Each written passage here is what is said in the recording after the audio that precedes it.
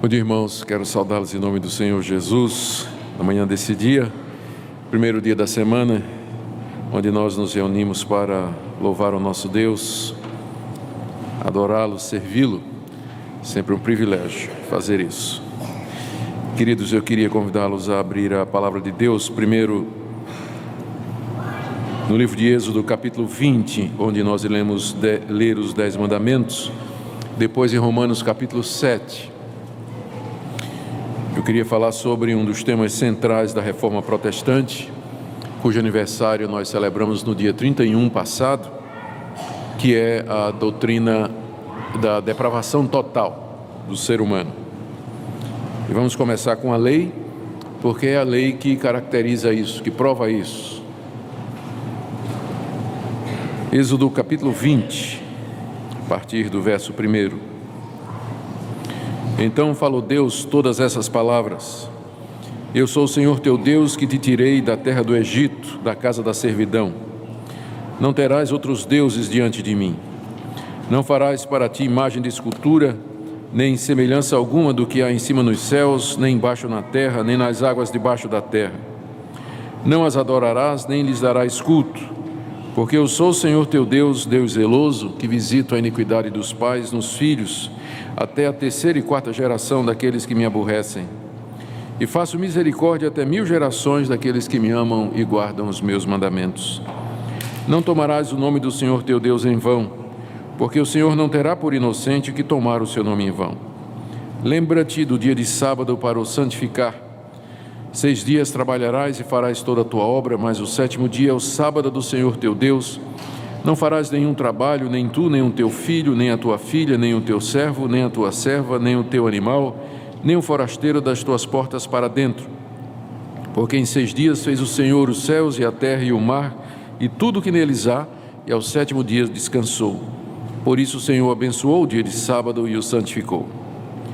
Honra teu pai e tua mãe, para que se prolonguem os teus dias na terra que o Senhor teu Deus te dá. Não matarás, não adulterarás, não furtarás, não dirás falso testemunho contra o teu próximo, não cobiçarás a casa do teu próximo, não cobiçarás a mulher do teu próximo, nem o seu servo, nem a sua serva, nem o seu boi, nem o seu jumento, nem coisa alguma que pertença ao teu próximo. Agora, meus irmãos, vamos para Romanos, capítulo 7. Eu queria que você deixasse sua Bíblia aberta nesse capítulo. Nós basearemos a nossa exposição nessa manhã do verso 7 até o verso 25. Romanos, capítulo 7, de 7 a 25. Vamos orar mais uma vez, pedindo que o nosso Deus nos oriente no conhecimento da sua palavra. Deus bendito, estamos diante de Ti na manhã desse dia, gratos pela reforma protestante que aconteceu há tantos anos passados e cujos efeitos permanecem até o dia de hoje. Pedimos que nos ajudes, ó Deus, agora, quando nos debruçamos sobre a Tua palavra, que foi a base daquela reforma, para que nós possamos compreendê-la, queira aplicá-la ao nosso coração. Em nome de Jesus. Amém. Meus irmãos, uma das razões que levou à revolta, por assim dizer, de Martinho Lutero, foi que ele descobriu que a justificação do pecador diante de Deus é pela graça. É um dom de Deus e não é alguma coisa que se adquire por mérito ou por valor. E ele chegou a essa descoberta depois de muitos anos, como monge agostiniano que ele era, tentar se justificar diante de Deus, seguindo todos os rituais, todos os preceitos, as tradições e as ordenanças da igreja cristã da época. Ou seja, ele estava querendo se justificar pela guarda da lei, dos mandamentos, dos preceitos que eram impostos aos cristãos daquela época. Até que finalmente ele chegou à conclusão de que ele não podia fazer isso, ele não encontrava em si as condições necessárias para isso. Por mais que se decidisse, por mais que se empenhasse, por mais que se esforçasse para guardar meticulosamente tudo aquilo que era pedido na Escritura Sagrada e pela igreja, ele chegou à conclusão de que era um fracasso. Ele havia fracassado moralmente, espiritualmente, em todos os sentidos. Ele tinha consciência de que, se dependesse dele, ele jamais poderia ser aceito por Deus, ser perdoado e ter a vida eterna. Até que um dia, lendo a carta aos Romanos, especialmente o capítulo 1, onde fala no verso 16 que a justiça de Deus se manifesta pela fé, então a luz brilhou no seu coração. Ele entendeu que aquilo que ele estava tentando obter pelo seu esforço, Deus lhe concedia gratuitamente, plenamente, eficazmente, mediante a justiça que há em Cristo Jesus. Deus lhe dava, Deus lhe imputava, concedia a ele aquilo que ele estava tentando obter pelo seu mérito e jamais conseguiria. E a partir daí Lutero começou a pregar a justificação pela fé, sem as obras, sem a participação humana, sem mérito algum da nossa parte. E uma questão que se mostrava então absolutamente necessária era descobrir como, se a justificação é pela fé, se nós somos salvos gratuitamente, por que Deus deu 10 mandamentos e disse que a gente tinha que guardar esses mandamentos? Se Ele deu os 10 mandamentos, dizendo não faça isso, não faça isso, faça isso, faça aquilo, então se pressupõe que Deus está mais ou menos dizendo que a minha situação eterna ou felicidade eterna vai depender da minha obediência a esses mandamentos. Mas por outro lado tem o Evangelho que diz que nós não somos salvos pela guarda da lei, nós não somos salvos pelo que a lei determina ou pelo que ela exige, mas Deus nos concede gratuitamente a salvação em Cristo Jesus. E Lutero, juntamente com outros reformadores, enfatizaram ou nos ensinaram a razão pela qual Deus havia dado a lei, razão essa que passou despercebida a muitos judeus no Antigo Testamento e até o dia de hoje. Deus não nos deu a lei como um manual ou como um mapa, um GPS para se chegar à salvação. Na verdade, a lei é um diagnóstico da nossa situação. A lei foi dada exatamente para provar que nós somos incapazes de agradar a Deus. A lei clama, faz com que nós clamemos a Deus por uma salvação que vem de fora e não de dentro. É isso que a lei faz, como alguém que tira o raio-x do pulmão e descobre que está com pneumonia, ou faz um ultrassom e descobre que tem uma doença, que tem um tumor ou alguma coisa. A lei é um instrumento para revelar o nosso estado de perdição diante de Deus e nunca o caminho da salvação. E é exatamente o que o apóstolo Paulo está explicando aqui. A carta aos Romanos foi usada muito pelos reformadores para isso, para explicar qual é o papel da lei, porque esse é um dos assuntos com o qual o apóstolo Paulo se ocupa. Aqui no capítulo 7 é onde ele responde algumas dessas questões. Paulo, ele escreve essa carta aos cristãos da igreja de Roma, explicando o evangelho que ele prega e falando da graça que há em Cristo Jesus. Capítulos de 1 a 3, ele fala da perdição da raça humana, judeus e gentios, todos pecaram, carecem da glória de Deus. Metade do capítulo 3 até o capítulo 5, ele fala como Deus nos justifica gratuitamente mediante Jesus Cristo. E no capítulo 6 ele fala como Deus nos livra do poder do pecado, fomos libertos da escravidão do pecado. Fomos feitos livres da condenação do pecado pela nossa união com Cristo Jesus. E aí vem a pergunta então, aquela, para que a lei então? Se tudo é Cristo, se tudo é graça, se tudo é misericórdia, para que então foi dada a lei? Por que os mandamentos, não matarás, não adulterarás, não furtarás e tudo mais? Ele começa o capítulo 7 dizendo que todo mundo que vem a esse mundo, todo mundo que nasce, ou já nasceu, existe e existirá, ele já vem ao mundo debaixo da obrigação de guardar a lei. É o verso 1: porventura ignorais, irmãos, pois fala aos que conhecem a lei, que a lei tem domínio sobre o homem toda a sua vida. Todo o tempo em que você viver, você está debaixo do domínio da lei. Aqueles 10 mandamentos, eles são a sua obrigação, você tem que guardá-los, é ordem de Deus, não tem como fugir. O índio lá no meio do mato, o berbere lá perdido no deserto do Saara, o esquimó lá no Polo Norte, Polo Sul, onde seja, qualquer lugar que seja, toda pessoa que já veio a esse mundo, tendo consciência detalhada dos 10 mandamentos, ou pela consciência que ele tem do certo e do errado, ele está preso à lei de Deus. Ele está debaixo da lei de Deus. Ele usa até uma ilustração aqui no verso 2, dizendo: é como uma mulher casada que está presa pela lei ao marido enquanto o marido vive. Então, está casado, é a lei do casamento. Então nós estamos casados com a lei. Casados com a lei. E esse é o tipo de casamento que não tem divórcio.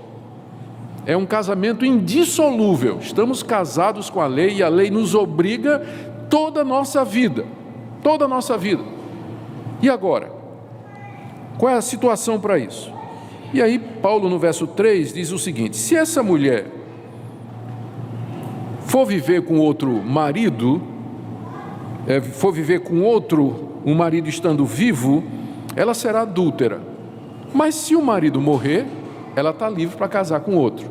Então tem uma maneira desse casamento nosso com a lei acabar. É se o marido morrer. O marido aqui representa a lei, nós somos a mulher. E aí no verso 4, Paulo dá um final inesperado. Sabe aqueles filmes assim de suspense que você pensa que o final vai ser um e de repente é outro? Porque o final que está encaminhando aqui é que o marido, a lei tem que morrer para que a gente seja livre. Só que Paulo dá uma virada e quem morre é a gente. Tem duas maneiras de terminar esse casamento: ou o marido morre ou a mulher morre. Deus escolhe matar a mulher, nós. E aí o nosso casamento com a lei termina.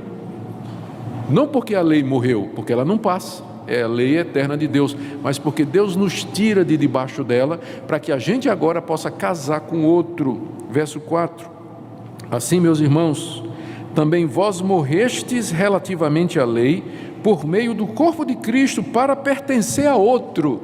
Quem é o amante aqui? O outro a quem nós desejamos pertencer e não podemos porque estamos presos ao marido que é a lei, Jesus Cristo.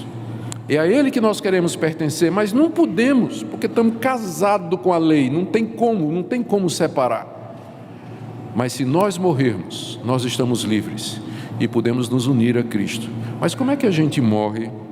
Paulo diz no verso 4, vocês morreram por meio do corpo de Cristo. Quando Cristo morreu na cruz, Ele não somente estava derramando o seu sangue pelos nossos pecados, mas Ele estava nos incluindo na sua morte, de maneira que agora, mortos para a lei, eu posso me unir a Cristo e servir a Deus em novidade de vida, no poder do Espírito Santo e não mais debaixo da obrigação da lei. Que maravilha, não é? É o que ele diz no verso 6, agora porém, libertados da lei, estamos mortos para aquilo a que estávamos sujeitos, que era a obrigação dela, de modo que servimos a Deus em novidade de espírito, unidos a Cristo, e não na caducidade, na velhice da lei. Muito bem, esse é o caminho de Deus. Os reformadores entenderam isso. Mas a pergunta então é, para que a lei? Ou, se a lei provoca a morte, se a lei é tão incômoda, ela de fato é boa, é de Deus? Várias questões se levantam. E aqui no verso 7 a 25, o apóstolo Paulo vai mostrar por que a lei foi dada e quais são os efeitos da lei na vida do ser humano. E ele vai falar aqui, esse é um capítulo que confunde muito e tem diferentes explicações para ele. Mas eu quero propor a você, eu quero que você leia esse capítulo comigo hoje, à luz do seu contexto, imaginando que Paulo está descrevendo o que é que acontece quando alguém tenta o caminho errado, ou seja, agradar a Deus, ou receber o favor de Deus, ou merecer a salvação através da guarda da lei, ele obedecer cada um dos mandamentos direitinho. Quando ele tenta fazer isso, o que é que vai acontecer? 3 coisas. Paulo vai descrever aqui. E aqui ele está falando como ele fosse um desses. Especialmente, vamos imaginar Paulo, um judeu, lá no deserto, naquele dia em que Deus deu a lei no alto do Monte Sinai, e ele recebe a lei como sendo o caminho de vida, e ele diz, agora sei o que é que eu vou fazer, eu vou guardar tudo isso para me salvar, e depois vem o desastre completo. Até que ele grita, como é que eu faço então para me salvar? Porque pela lei não vai dar certo, já estou vendo que não vai funcionar. Veja como é que a lei trabalha no coração do homem, o que é que ela produz no coração do homem até nos levar a Cristo. Primeiro, ela ela mostra a nossa morte. Verso de 7 até 13. Que diremos, pois? É a lei pecado? De modo nenhum. Mas eu não teria conhecido o pecado senão por intermédio da lei. Pois não teria eu conhecido a cobiça se a lei não dissera, não cobiçarás. Mas o pecado, tomando ocasião pelo mandamento, despertou em mim toda sorte de concupiscência. Concupiscência quer dizer desejos maus. Porque sem lei está morto o pecado. Outrora, antigamente, sem a lei eu vivia, mas sobrevindo o preceito, que é a lei, reviveu o pecado e eu morri. E o mandamento que me fora para a vida, verifiquei que esse mesmo se me tornou para a morte. Porque o pecado, se prevalecendo do mandamento, pelo mesmo mandamento me enganou e me matou. Por conseguinte, conclusão, a lei é santa e o mandamento santo, justo e bom. Por acaso o bom se me tornou em morte? De modo nenhum. Pelo contrário, o pecado, para se revelar como pecado, por meio de uma coisa boa me causou a morte, a fim de que pelo mandamento se mostrasse sobremaneira maligno. Tem muitas frases de Paulo aqui, mas o que ele está dizendo aqui é o seguinte: imagine o seguinte, a experiência é essa. A nação de Israel estava lá no Egito, não conhecia a lei, ele não tinha os 10 mandamentos. Deus liberta a nação através de Moisés, cruza o Mar Vermelho, leva até o Monte Sinai, lá na península do Sinai. Moisés sobe ao monte, lá Deus lhe dá os 10 mandamentos, estes que nós lemos aqui no início da pregação, e Moisés traz e entrega ao povo e diz: essa é a lei de Deus. E o povo: que coisa maravilhosa, é o caminho da vida, vamos seguir isso aqui. E durante 40 anos no deserto, o povo tentou obedecer a lei, e vocês conhecem a história.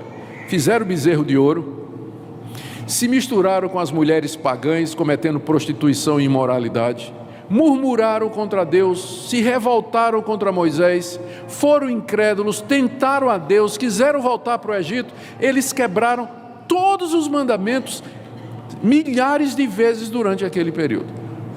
O que Paulo está descrevendo aqui é essa experiência. Veja se não bate. Verso 7.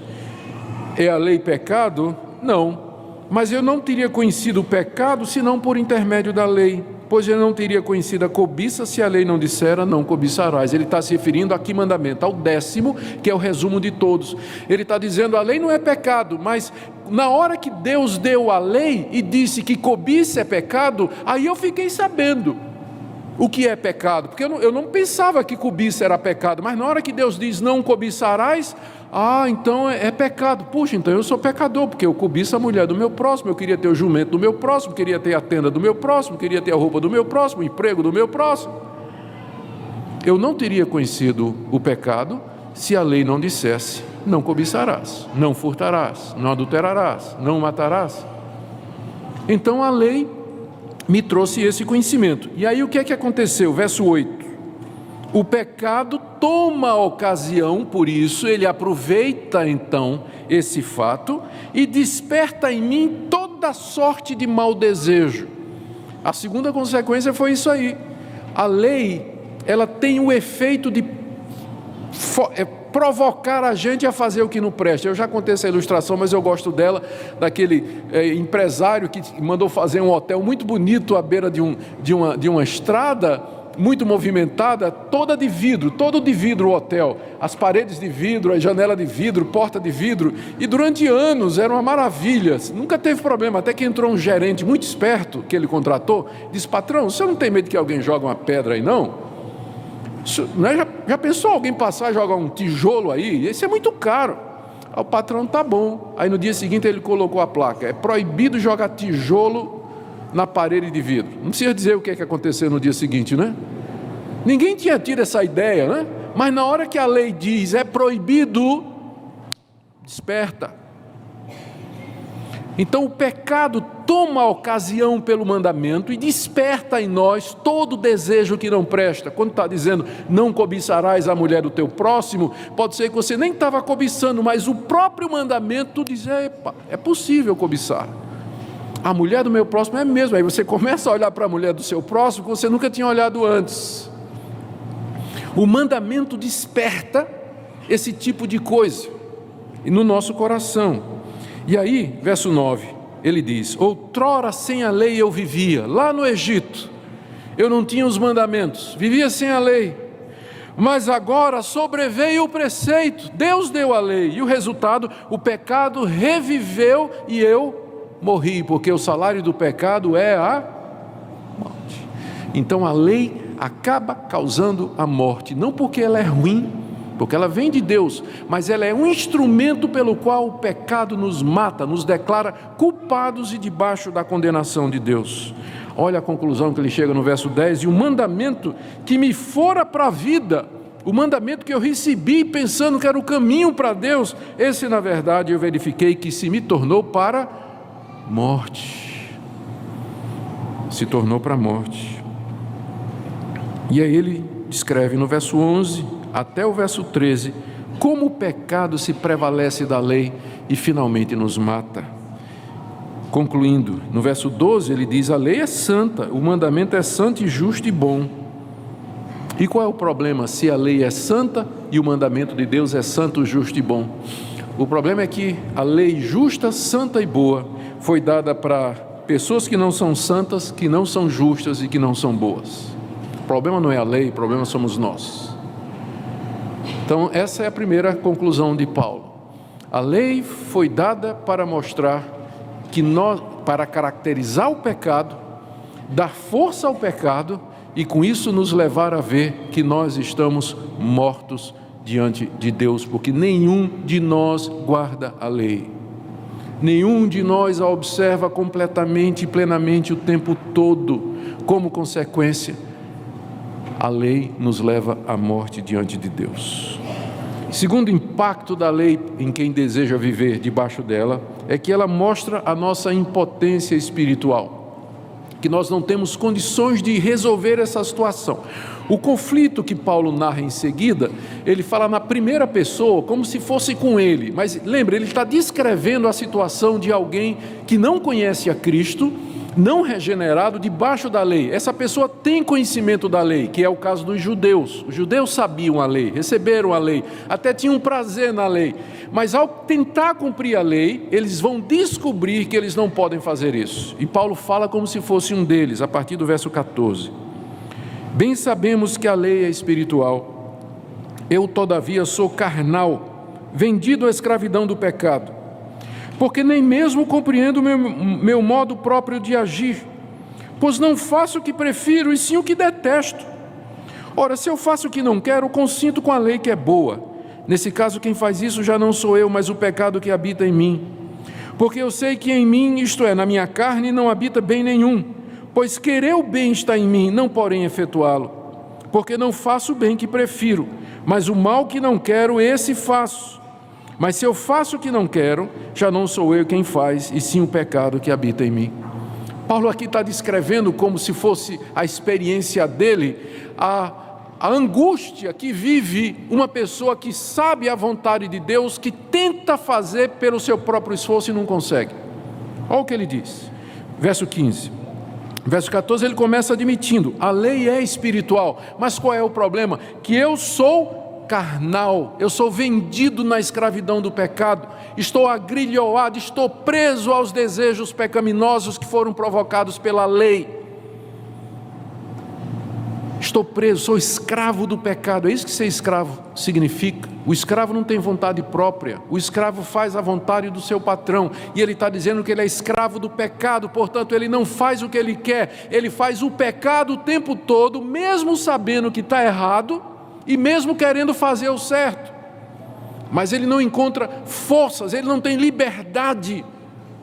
Como ele diz no verso 15, eu não compreendo o meu modo de agir, pois eu não faço o que eu prefiro, e sim o que eu detesto. Ele descobre no dia a dia que ele faz não aquilo que ele prefere, porque ele entende, ele sabe que a lei é justa, santa e boa, mas aquilo que exatamente a lei diz para ele não fazer, ele faz o tempo todo, porque ele é escravo do pecado. Verso 16, se eu faço isso, eu estou consentindo com a lei que é boa. Nesse caso, quem faz isso já não sou eu, mas o pecado que habita em mim. Ele agora não somente diz que ele é escravo do pecado, mas diz que o seu patrão mora dentro dele. O pecado habita em mim. Estou descobrindo isso. Não somente sou escravo, mas é um patrão que está dentro de mim. Verso 18: eu sei que em mim, isto é, na minha carne, não habita bem nenhum, pois querer o bem está em mim, não porém o efetuá-lo. Pecado habita em mim. Eu quero fazer o bem, o querer o bem. Eu posso querer, eu desejo, eu almejo, eu penso, eu vejo, eu entendo que eu tenho que não olhar para a mulher do próximo, não cobiçar nada do próximo, eu tenho que me contentar com as coisas que tenho, eu não posso furtar, eu não posso matar, eu tenho que dar a Deus o primeiro lugar, mas eu simplesmente não consigo. Não consigo. Tem um poder maior dentro de mim que me escraviza ao pecado e me faz quebrar a lei de Deus. Verso 19: porque não faço o bem que prefiro, mas o mal que não quero, esse eu faço. Verso 20: se eu faço o que não quero, já não sou eu quem faz, e sim o pecado que habita em mim. Fale de livre-arbítrio agora. Eis aqui o seu livre-arbítrio. Aqui você tem um homem, conhecedor da lei de Deus, da vontade de Deus, que quer fazer a vontade de Deus, mas não é livre. Ele não consegue. O seu arbítrio está escravizado ao pecado, está amarrado à natureza pecaminosa. E essa foi uma das coisas que os reformadores entenderam, que o homem não tem mais livre-arbítrio depois da queda, porque o seu arbítrio, o seu querer e a sua vontade estão inclinados ao mal, está acorrentado ao mal. Ele não pode fazer a vontade de Deus, não pode agradar a Deus, não pode nem se preparar para isso. É isso que a lei provoca, o conhecimento da nossa impotência. E você sabe que eu estou certo, é só examinar a sua consciência. Quantas vezes você pecou contra a luz que você tem? Você sabia que era errado e você fez do mesmo jeito. E quantas vezes você sabia qual era a coisa certa para você fazer, mesmo assim você fez a coisa errada? Você não peca na ignorância. Você sabe exatamente o que você está fazendo e faz da mesma forma. A história e a sua consciência e a Escritura confirmam isso. Essa é a razão pela qual Deus nos deu a lei, para mostrar a nossa impotência. E finalmente, a lei nos foi dada para revelar a nossa mais profunda escravidão. Veja a partir do verso 21. Então, ao querer fazer o bem, eu encontro a lei de que o mal reside em mim. Porque no tocante ao homem interior, eu tenho prazer na lei de Deus. Mas vejo nos meus membros outra lei que, guerreando contra a lei da minha mente, me faz prisioneiro da lei do pecado que está nos meus membros. Desventurado homem que sou, quem me livrará do corpo desta morte? Graças a Deus, por Jesus Cristo nosso Senhor. De maneira que eu de mim mesmo com a mente sou escravo da lei de Deus, mas segundo a carne, da lei do pecado. Aqui nesses versículos finais, o apóstolo Paulo revela, ou mostra, a escravidão a qual nós estamos sujeitos e que é revelada pela lei. Ele diz no verso 21, resume o conflito aqui, ao querer fazer o bem, encontro a lei de que o mal reside em mim. Ele quer fazer, mas encontra essa lei de que o mal habita nele, e o mal o escraviza, o domina. Verso 22, no tocante ao homem interior, tenho prazer na lei de Deus. O judeu se gloriava na lei. Aqui em Romanos capítulo 2, no início da carta, ele diz: o judeu se gloria na lei, o judeu sabe que na lei tem a verdade, que ele se julga então o mestre dos ignorantes. O judeu tinha prazer na lei de Deus. Mas quantos guardavam? Pergunte ao apóstolo Paulo, ele vai lhe dizer quantos guardavam. Tinha prazer na lei de Deus. Verso 23, mas vejo nos meus membros outra lei que, guerreando contra a lei da minha mente, me faz prisioneiro da lei do pecado que está nos meus membros. Pensou bem nessa expressão? aqui no início, quando nós começamos, no capítulo 7, ele disse no verso 14, eu sou vendido à escravidão do pecado. Ele usou a figura da escravidão, que era muito comum naquela época. As pessoas compravam escravos, os escravos não tinham vontade, eles tinham que obedecer absolutamente a seu patrão. Mas agora ele usa uma outra figura no verso 23 para dizer a mesma coisa. Ele diz que ele vê nos seus membros, no seu corpo, outra lei, guerreando contra a lei da minha mente e ganhando, porque lhe faz prisioneiro da lei do pecado. A outra figura agora é de um prisioneiro de guerra. Primeiro do escravo, mas agora ele diz, eu me sinto como um prisioneiro de guerra, eu perdi essa guerra, estou preso. Estou preso da lei do pecado que está nos meus membros. E aí no verso 24, finalmente ele grita. A lei, aqui no verso 24, alcança o propósito, porque esse é o objetivo da lei, fazer você gritar isso aqui, ó. Enquanto você não gritar isso diante de Deus de todo o coração, você não está pronto para ser salvo. Desventurado o homem que sou, quem me livrará do corpo dessa morte? Miserável pessoa que eu sou. Quem vai me livrar? Porque eu não consigo. Só quando você gritar isso, é que você está pronto para ser salvo. Mas enquanto você no seu coração abrigar alguma esperança de que você é melhor do que os outros, que você pode fazer o que os outros não fazem, que está tudo sob controle, que você vai chegar lá, que Deus vai lhe dar o seu merecimento, você não entendeu, foi nada. Você tem que chegar no verso 24 para poder ser salvo, porque até você chegar aqui, você ainda não está pronto, porque ou você depende completamente de Cristo, ou não depende de forma nenhuma, e você vai cair em Romanos 7, a resposta que Paulo sussurra no ouvido do desesperado do verso 24, é quase que um parênteses. Na minha Bíblia eu coloquei entre parênteses, graças a Deus por Jesus Cristo nosso Senhor, porque ele vai desenvolver isso no capítulo 8, aqui ele está fazendo o trailer, né? É só um preview do que é que ele vai dizer no capítulo 8, então eu coloquei até entre parênteses aqui, porque ele não está desenvolvendo ainda. Ele viu a pessoa desesperada gritando, quem vai me livrar? Como é que eu vou me salvar? Eu sou impotente, eu não posso. Paulo chega e diz, calma, Jesus Cristo, vou falar disso já já, deixa eu só terminar meu pensamento. E ele termina o pensamento no verso 25, de maneira que eu, de mim mesmo, com a mente sou escravo da lei de Deus, mas segundo a carne sou escravo da lei do pecado. Desespero total. Capítulo 7 termina em desespero. Alguns queridos irmãos olham para esse capítulo e eles dizem assim, puxa vida, Paulo está descrevendo a experiência dele. Era essa a experiência que Paulo vivia. Será? Porque aqui não tem vitória nenhuma. Será que Paulo vivia escravo do pecado o tempo todo?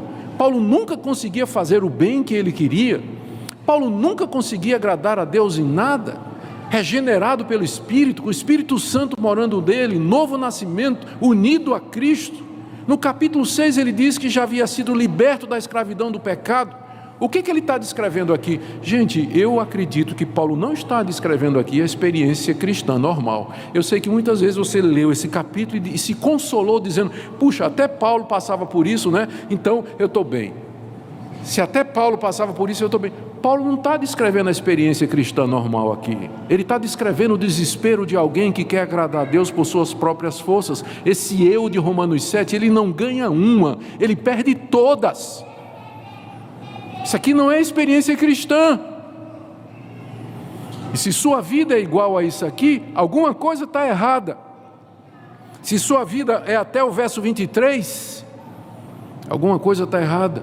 Esse conflito, essa escravidão constante, nunca libertação, nunca vitória. Alguma coisa está errada na sua vida. Isso não quer dizer que o crente verdadeiro, ele não tem conflito. Só que ele é vencedor. Gálatas capítulo 5. É só você ler lá as obras da carne, fruto do Espírito, e Paulo afirmando que pelo Espírito nós mortificamos a obra da carne e somos vencedores. Há um conflito cristão, mas ele sempre redunda em vitória. O que está sendo descrito aqui é a derrota total. É isso que a lei veio fazer. E eu termino então com algumas aplicações para nós. Eu desconfio que muita gente nas igrejas ainda não foi convertida porque nunca entendeu isso aqui, porque nunca chegou ao ponto de gritar: miserável homem que sou. Na teologia reformada, nós chamamos isso de convicção de pecado. É você estar convicto de que você é um pecador, que você está perdido e que só merece a ira de Deus. E que você, em misericórdia, esperando a misericórdia de Deus, você clama a Ele e espera somente nele.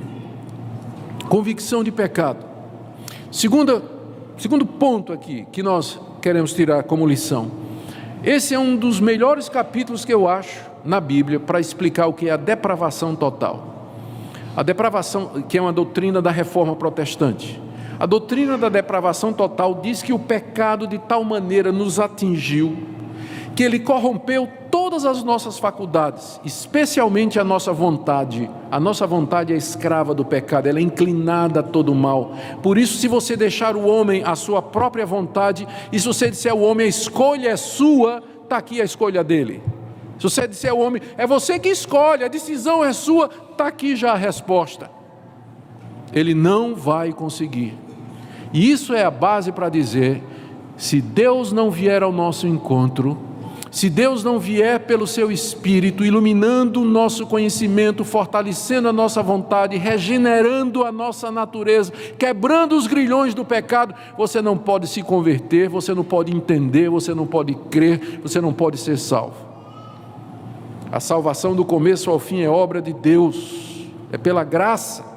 E nessa manhã só resta a você uma esperança, é que esse Deus tenha misericórdia de você, é que esse Deus tenha compaixão de você, porque se Ele não tiver, sua vida é Romanos 7, e o fim dela é a perdição eterna. Mas graças a Deus, capítulo 8, verso 1, agora pois, já nenhuma condenação há para os que estão em Cristo Jesus. Que condenação é essa? É essa do capítulo 7 que ele acabou de descrever. Quem está em Cristo, ele não está mais debaixo dessa condenação. Por quê? Verso 2, a lei do Espírito da vida em Cristo Jesus te livrou da lei do pecado e da morte. É isso que é ser cristão, estar livre dessa lei do pecado e da morte. A lei condena, o pecado me assalta, me domina, me aprisiona, me escraviza e eu morro. Essa é a lei a qual está sujeita toda a raça humana, a lei do pecado e da morte. É nesse casamento que nós estamos. Como sair dele? A resposta é graças a Deus por Jesus Cristo, nosso Senhor. Esse foi o grito da reforma protestante. Há esperança para o pecador na obra completa e plena de Cristo. O que fazer então? Arrependa-se. Arrependa-se dos seus pecados. Se volte para Deus. Não com mérito ou qualquer coisa que você pensa que você tenha, mas com esse grito nos lábios: Deus, eu sou um desventurado. Eu sou um miserável, eu sou um pecador, sou escravo do pecado, te desobedeci minha vida toda, mas agora eu me chego em esperança a ti, tenha misericórdia de mim. Eu quero Jesus para ser o meu único e suficiente Salvador. Que Deus lhe ajude nessa manhã, que você saia daqui nessa manhã tendo convicção de que é pela graça, somente pela misericórdia de Deus, e que Deus salva pecadores, continua salvando, e Ele deseja salvar nessa manhã também. Amém.